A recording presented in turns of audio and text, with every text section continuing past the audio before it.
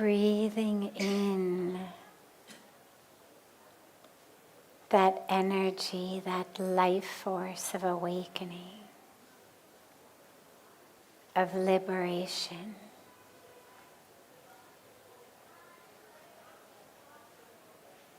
Of truth. And breathing out all of that which is old and stuck.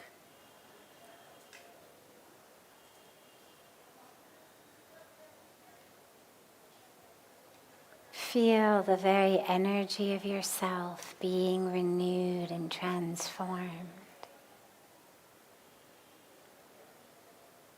Like a spiritual dialysis. Feel it happening in your energetic being.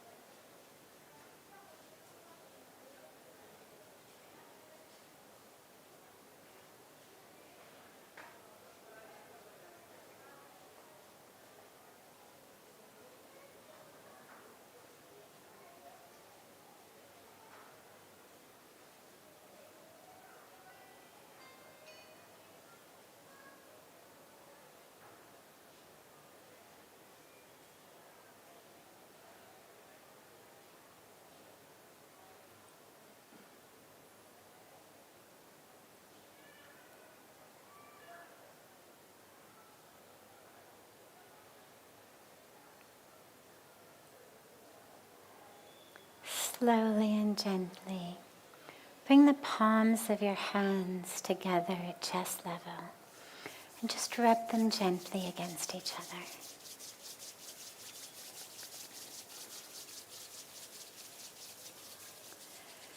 Press the palms of your hands into your closed eyes.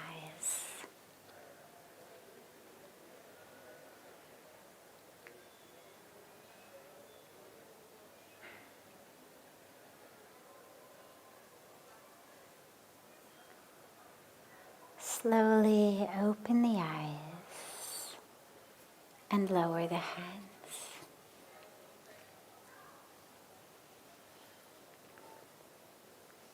Welcome to Satsang.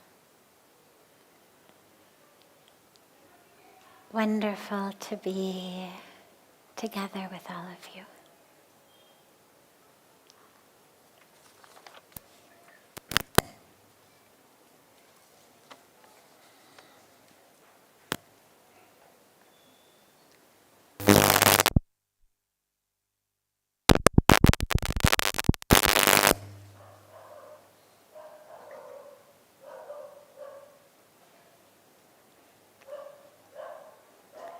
How not to be proud of your spiritual practice or spiritual growth.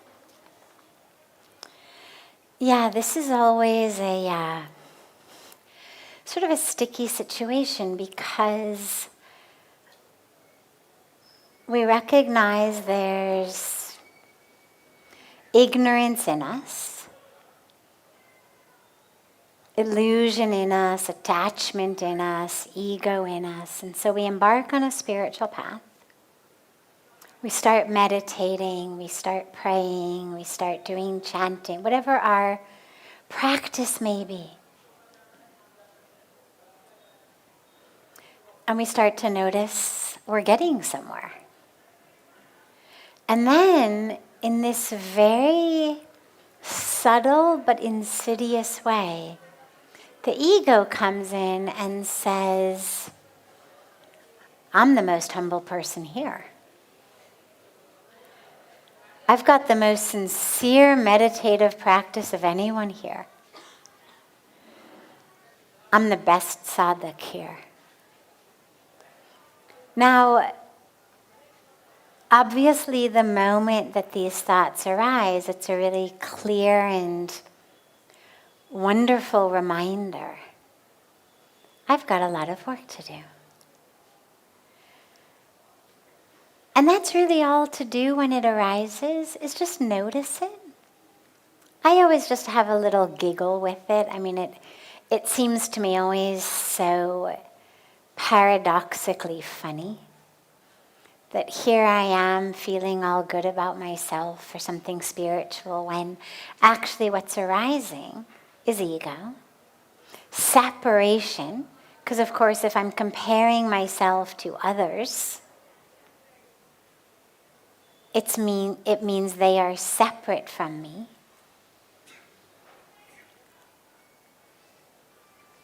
And all it's doing is sticking me in a different box. I used to be a 3 out of 10 spiritually. Now I'm a 6 out of 10 spiritually.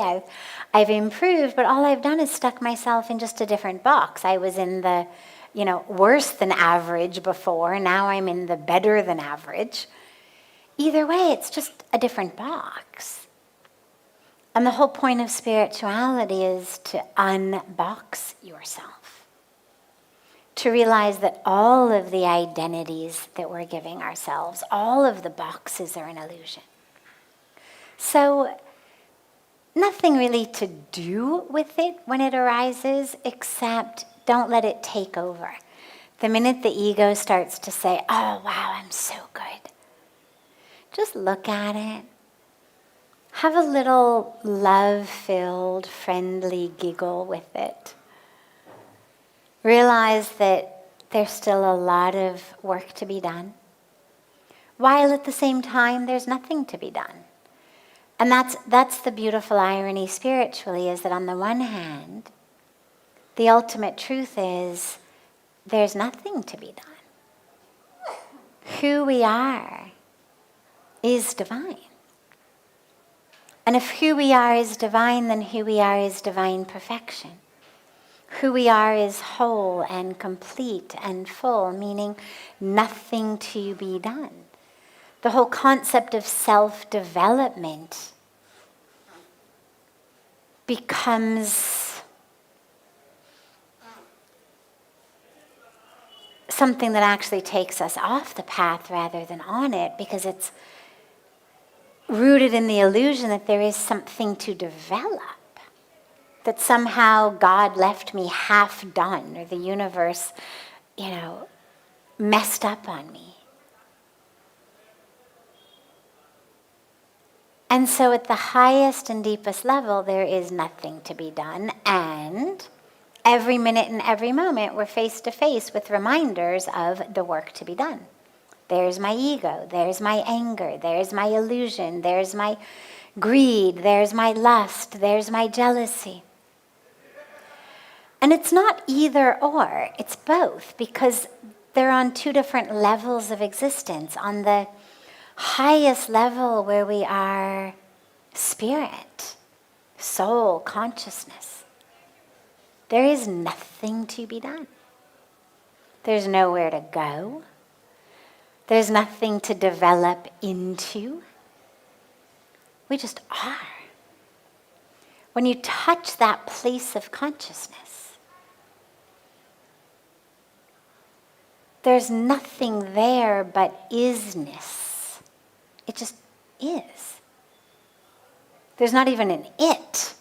There's not a subject, let alone an object. There just isness.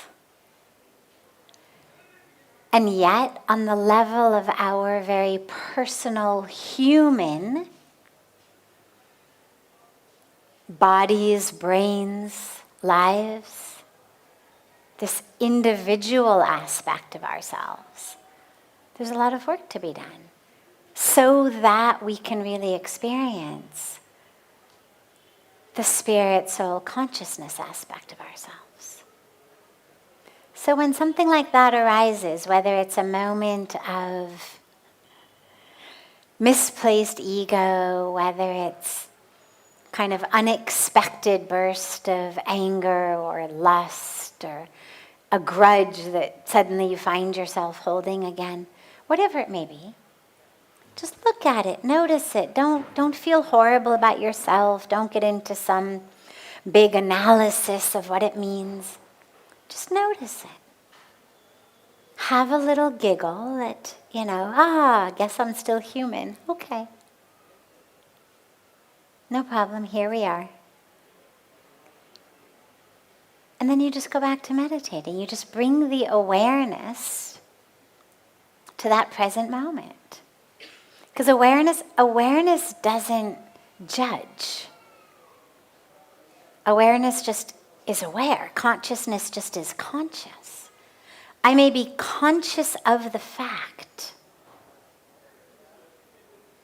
that there's a pattern of electrical and chemical behavior in my brain that neurologically you might call lust, or you might call anger, or you might call depression. But awareness is just aware. It's not judging. It's not saying good chemical electrical pattern, bad chemical electrical pattern. It's just aware. Electricity is happening. Chemistry is happening. It's just aware, like rain is happening. Imagine simply sitting on a window ledge inside your home, watching the seasons change, watching it rain, watching the sunshine, watching snowfall, watching the sunrise, watching the moon rise. And you're just watching. Sunny day. Rainy day. Full moon. Snow. You're just noticing, just aware.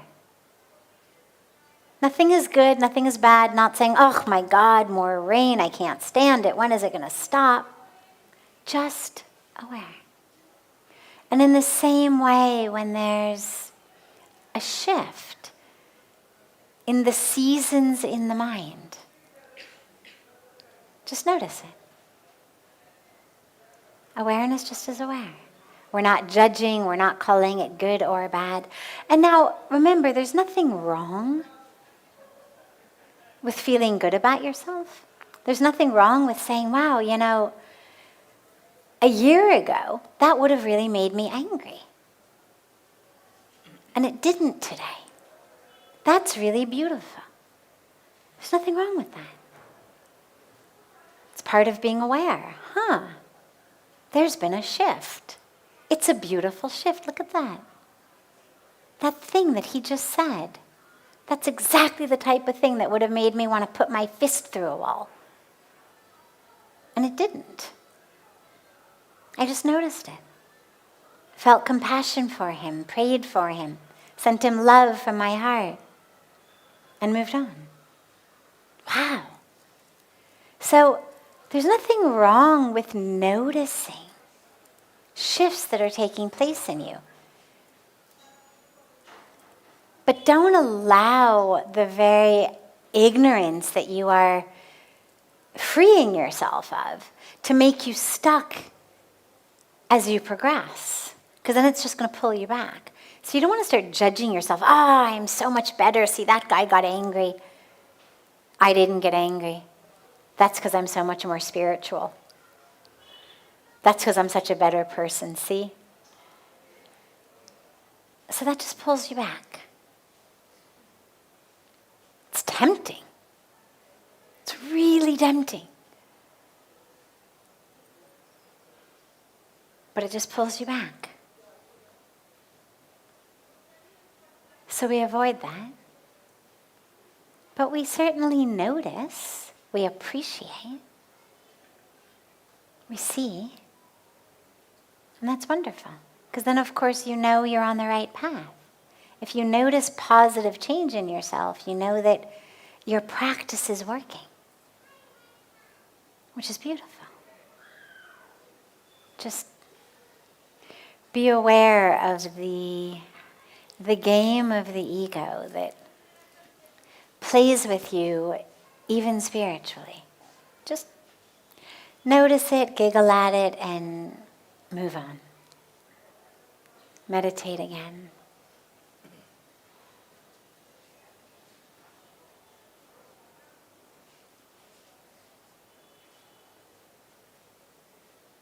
other questions? Any question that anyone here has?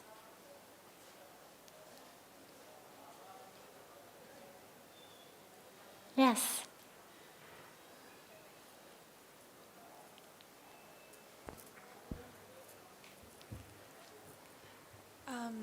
I was wondering how to start the journey to find one's dharma. Beautiful.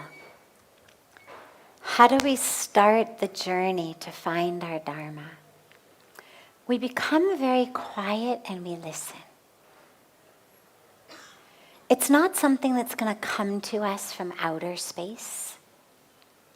It's not something that's going to come to us in an equation that we find somewhere online. It's something that's going to come to us from inside. The dilemma is that most of us do take those cues from outside, which is why we're so confused. We spend most of our lives creating our goals, our purposes, our identities, based on cues from the outside. People say things to you like, "You are so smart." We feel like, I'm the smart one. Or they say, "You are so beautiful. Your brother's the smart one. You're the pretty one." And we develop identities around that. We don't pass it off as just judgment of some random person. We actually internalize it and start to identify based on that. We watch TV, we follow people on social media. We see that which is projected as good, that which is projected as to be appreciated. Somebody posts something about their purpose as X, Y, or Z, and it gets, 1 million likes, and we think, all right, so that's the right purpose to have. Look what it's done for that person. Okay, that's my purpose. And we may not do it as consciously, but it starts to build in us subconsciously. Okay.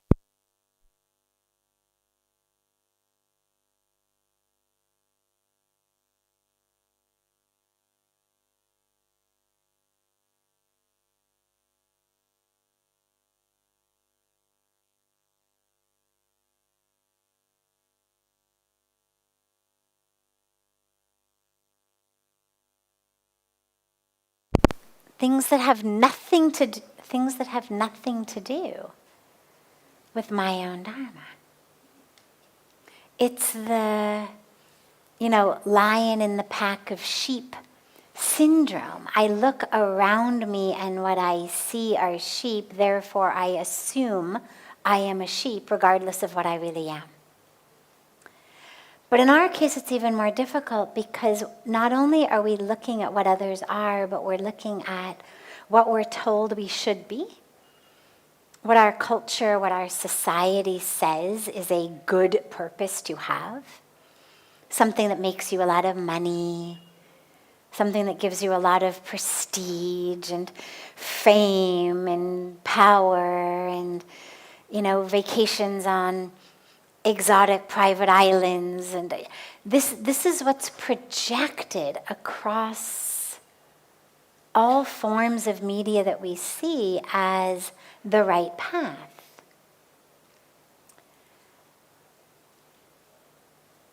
But ultimately, our own dharma is going to come to us from inside. And all of that focus outside just confuses us. It makes us think we are or should be something else. It's like an orange tree growing in an apple orchard that, grows and thinks it should be giving apples and feels very frustrated that it can't give apples. And that's how so many of us are living.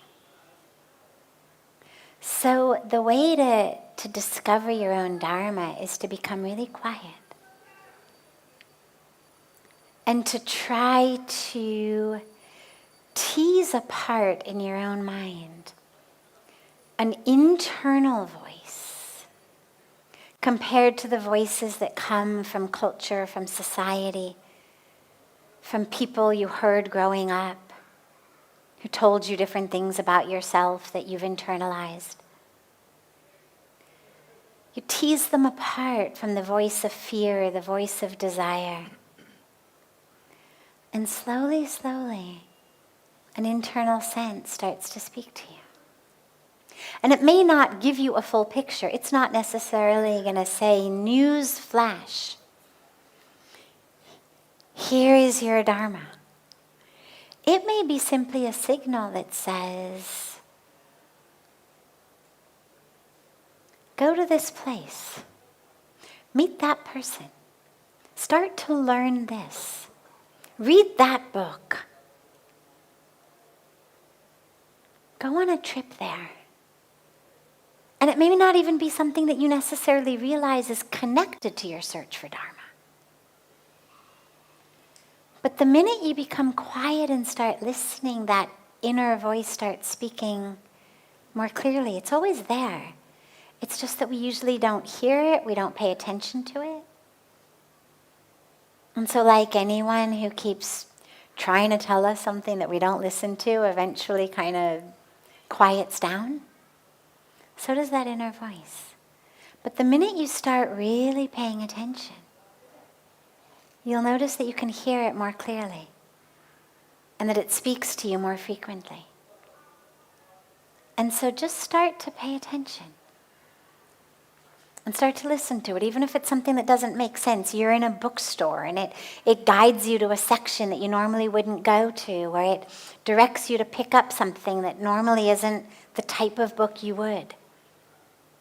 Or it suddenly tells you to go to this place, or to meet that person, or to learn this, or to stop doing this, or to stop doing that, or not to go there. Just start listening to it. See what happens. See how in alignment you start to feel as you listen to it. For the vast majority of us, overwhelming majority of people, number one, we do not have only one dharma in life. We have many dharmas simultaneously. We have many dharmas that happen sequentially in our lives at different points of our lives. And for the vast majority of us, it doesn't come to us all at once in a news flash. It builds and it shifts. I mean, for me on a personal level, when I first came here, now, I didn't come to India thinking I was going to stay. I didn't come to India thinking I was seeking or searching at all. In fact, on the plane here from California, I had this moment of, what am I doing? Like, why am I going? This makes no sense. I was already on the plane and I had no idea why I was going. And then after I came to Rishikesh and I had this incredible experience that made me know I was meant to stay here, I didn't know why. And in the beginning, it was just about, I spent years and years doing seva, service, in a way where I would go to Pujya Sadhviji. He would hand me, he'd open a file. The file would have a stack of papers in it. And he would essentially throw papers at me one by one, telling me what to do with each of them. Write this person that, answer this in that way, take this and take care of it in this way, whatever it was. And I would take the file and I would go. And when the file was empty, I got to go back and hand it back to him and get a new one. And so it obviously inspired me to work really hard and really fast so that I could keep having an excuse to have to go back and sit with him again and say, file's empty, everything's done.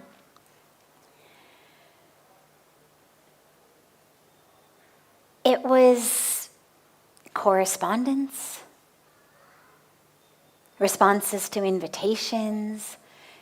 Slowly, it started being about projects that we were starting, schools and things like that. Projects started getting bigger. But it still was just whatever needed to be done. Oh, there's a tsunami in South India. We went down for 2 days. We brought 5 of our Rishi Kumars down there, thinking we were just going to do prayers for the departed souls. We ended up staying back for 3 weeks in the first run and essentially being there back and forth for 2 years. Rebuilding villages. Building schools and women's centers and orphanages. I mean, the whole, had no idea. It's what the moment presented. Slowly, one day, we're sitting in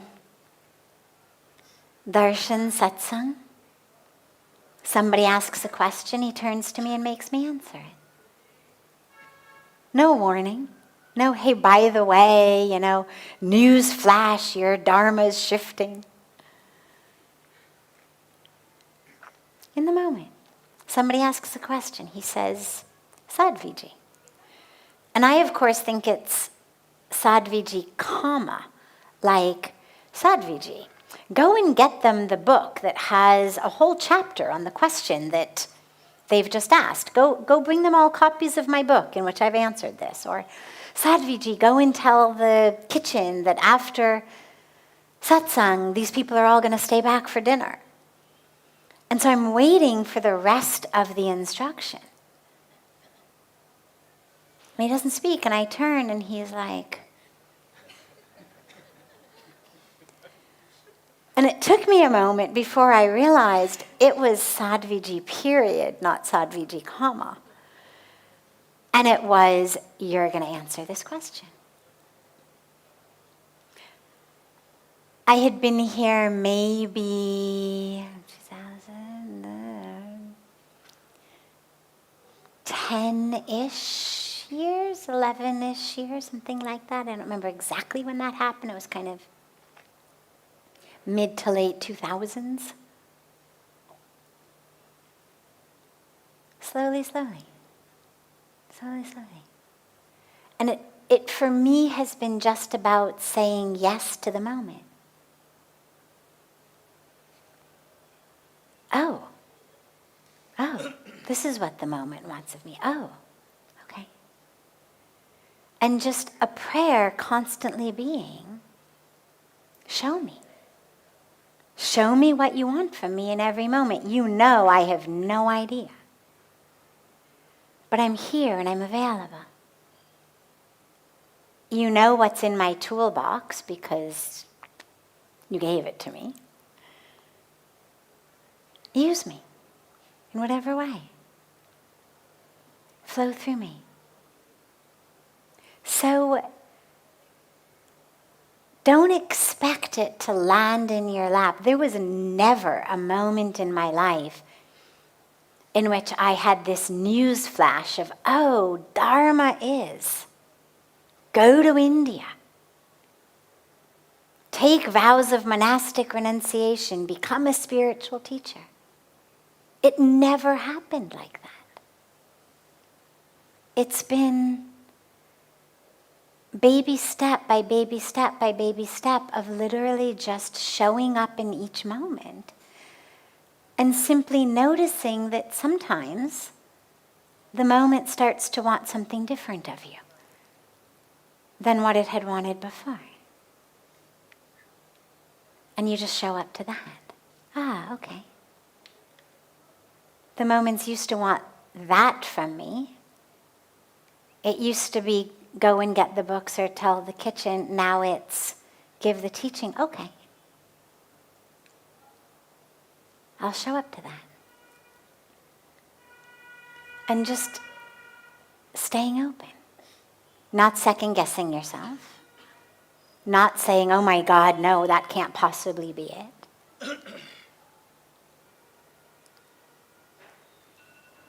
And being open to the risk. Because a lot of times when that shift happens and we get an intuition that the moment wants something of us, a lot of us say, oh my God, no, you must mean the person next to me. You can't really mean me. And just realizing, yeah, this was a call for you. Show up to the moment. And then you'll start to see what the moment wants. And even in this moment, there's still a lot of different dharmas. One of them is this which I do, which I know is my dharma. And I have a mother here who I brought back from America about 1.5 years ago. And I have a dharma as a daughter to figure out how to take care of her. It unfolded in such a way of bringing her here. And I have a dharma as a daughter to my father now who's alone in LA. And a dharma to that. So it's not that one of them somehow supersedes the others. I always say it's a dance. Where sometimes you're dancing in this direction and you're dancing here, and sometimes it's a twirl, and sometimes it's a slow dance, and sometimes it's a fast dance, and sometimes it's a partner dance, and sometimes it's a solo dance.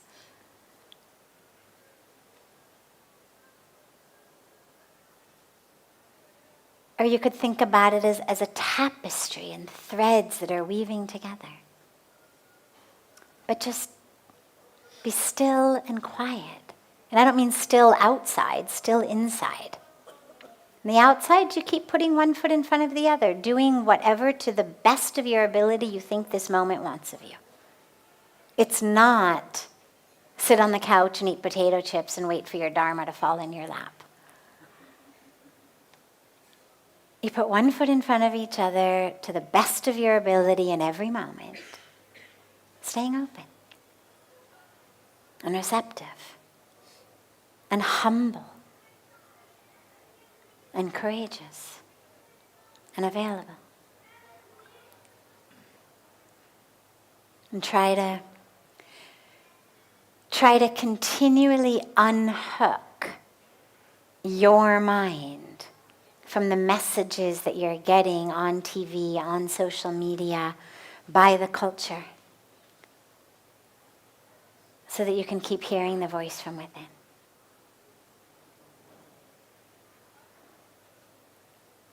Beautiful. Other questions? Yes.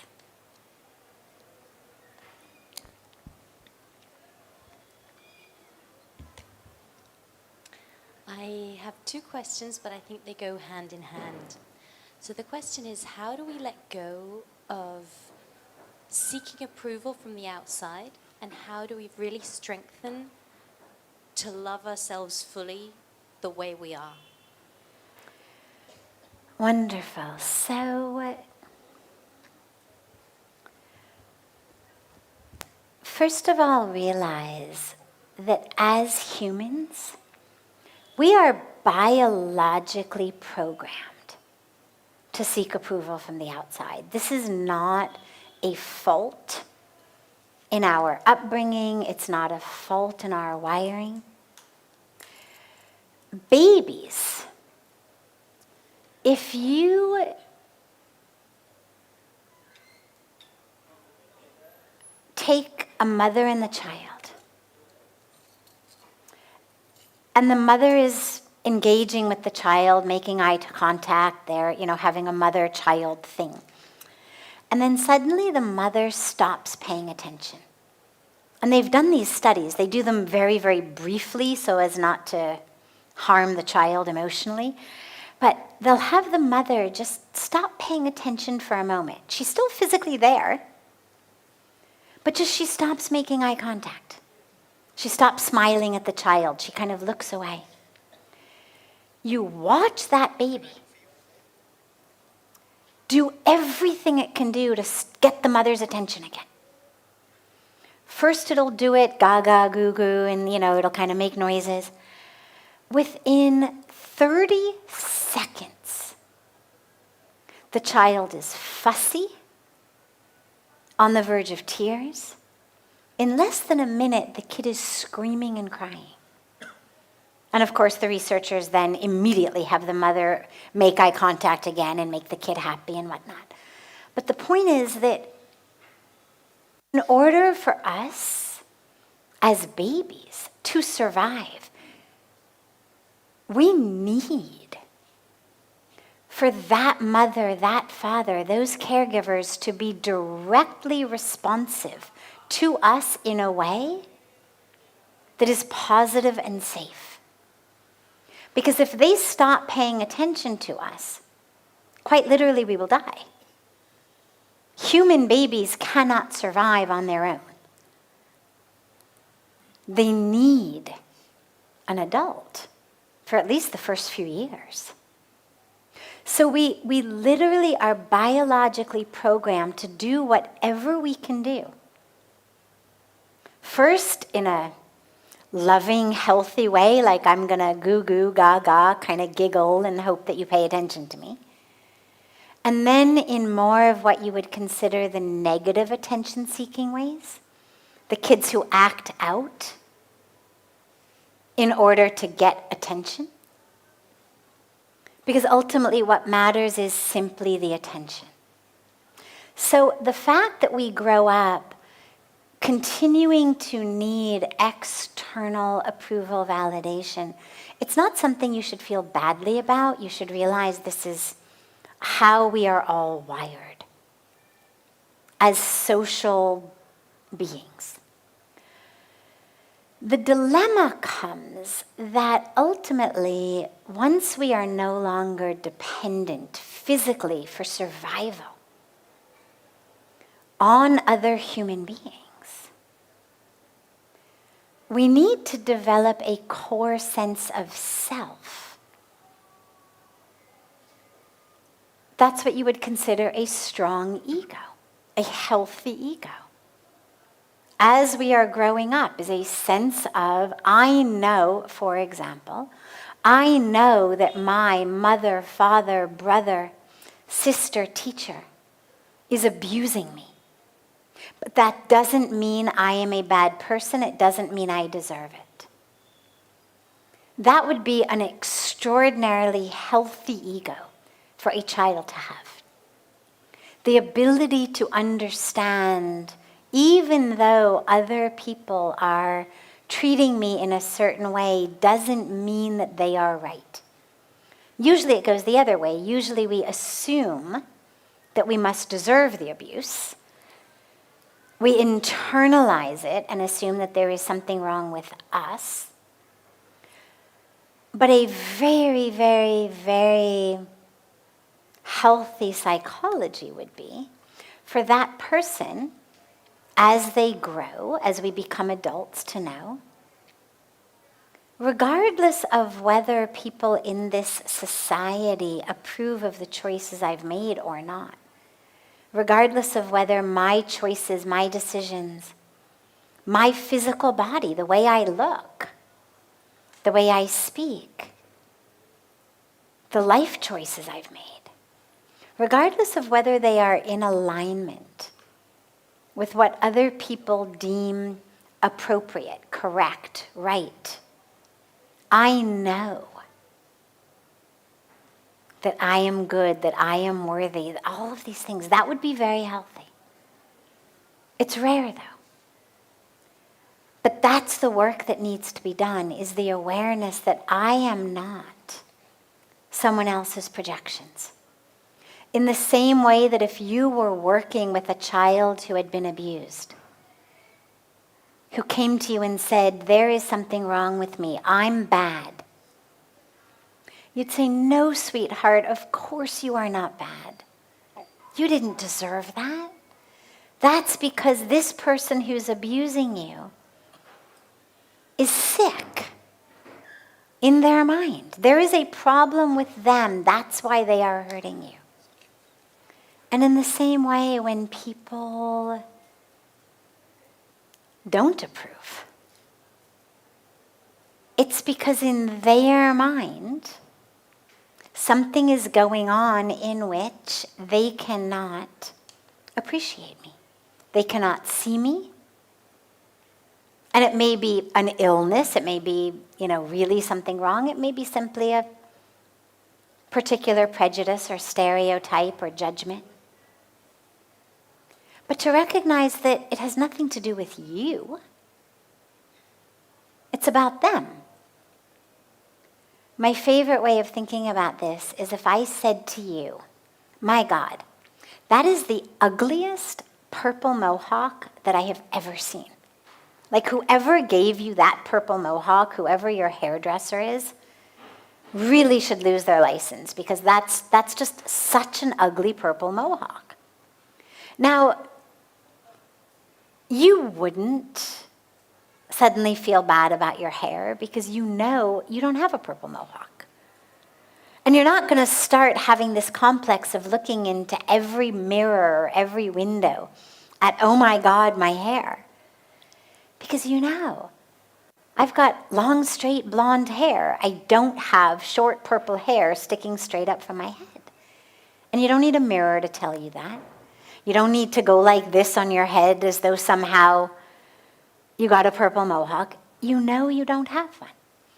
And so you would assume that either I'm blind, like I cannot see properly, that I've actually made a mistake, or that my eyes work, but my brain is crazy. But you wouldn't take it on yourself. You would understand very clearly the problem is with me.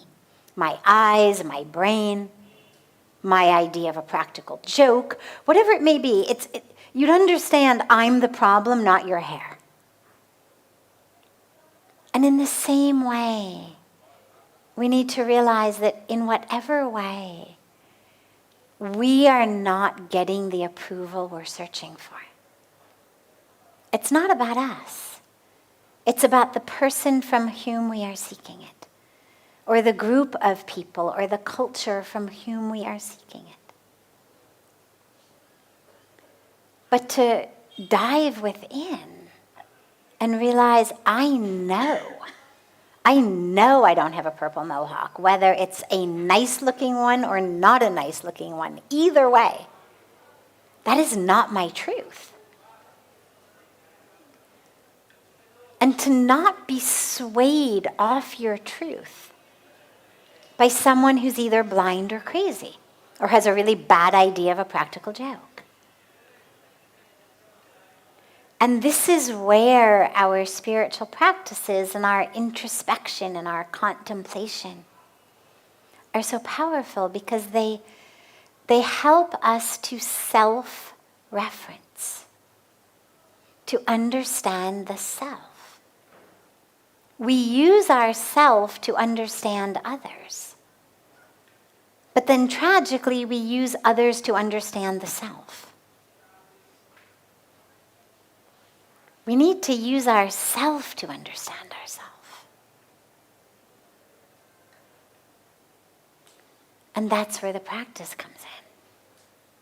Is just realizing what other people are seeing is their projections.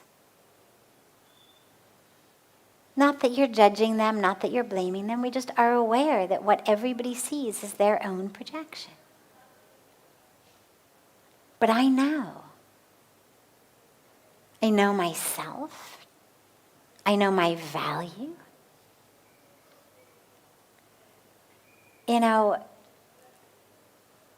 One of the most powerful things that I've learned in my life is the importance of becoming your own best friend. And it's really hard. I remember when I first had this conversation with myself, like all of us, the instinct of my mind toward the self is very negative. It's very positive toward everyone else. But to the self, it's very negative, very judgmental. And I remember the first time I noticed that, and I was really watching it, and I thought, my God, look at this. You're so loving and caring, even in your mind, generous, forgiving, compassionate to others, in your own mind, and look at the way you talk to yourself.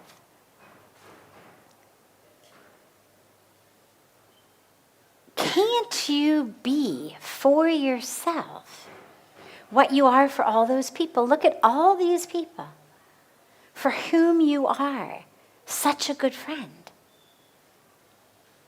to whom you bring so much love and support and compassion. Why do you leave yourself out? Why do you think that everyone else is worthy of your own love and compassion and support, and you're not? And I just started really looking at that and examining it and realizing the craziness of it. Because the moment you realize that, you think, oh my God, wow. When did I ever make the decision that everyone in the world is worthy of my love except myself? And what a crazy decision to have made. That everyone in the world is worthy of the benefit of the doubt. Worthy of compassion, worthy of forgiveness, and I'm not? What crazy illusion did that come from? And the moment you start looking at it and realizing how crazy it is the moment that you start to be able to change it. And I started just a personal practice where every moment that I found myself saying something negative to myself in my own mind, I would pretend that I was saying it to someone else, and I would come in as the best friend and say, oh, that's not true at all. That's not true at all. Come on, honey. Come here, sweetheart. It's all right. It's not like that at all. And just start to talk to myself in the second person. Using you like I was talking to someone else. And realized, oh wow. I can actually, imagine this, become a friend to myself the way I am to others. That I can have love and compassion for the hurt parts of myself, the same way that I can have love and compassion for the hurt parts of others. And isn't that amazing? So it's been a really beautiful practice, and it's not difficult at all. It just requires awareness and intention. You'll feel silly about it in the beginning, because talking to yourself in the second person always feels a little bit silly in the beginning. When you do it positively, interestingly, negative, we're great at it. You are so stupid. Oh my God, who do you think you are? We're good at it in that way. But when you start doing it in the positive way, it feels really forced in the beginning. Really kind of corny and sappy. But just keep doing it. And suddenly you'll find, oh my God, look at that. I actually have someone in me whose opinion I value significantly more than those who don't approve of me outside. You literally home grow an ally who's always been there, you've just never realized it. So start turning to that. Develop that friendship, reach out. Hey, forgot you were in here. Can we be friends? Just talk to it like that. Again, it's in your head. Nobody's going to know you're doing it. And yeah, it seems sappy in your own mind, but that's all right. It'll start to become much more natural as you go along. And it feels really beautiful because most of us can be such great friends to others. We can be so caring and so loving and so compassionate and so wise for others. And we forget that we have that ability to do that for ourselves.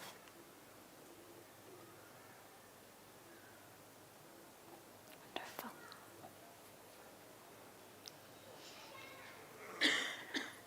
Have a beautiful, beautiful rest of your evening.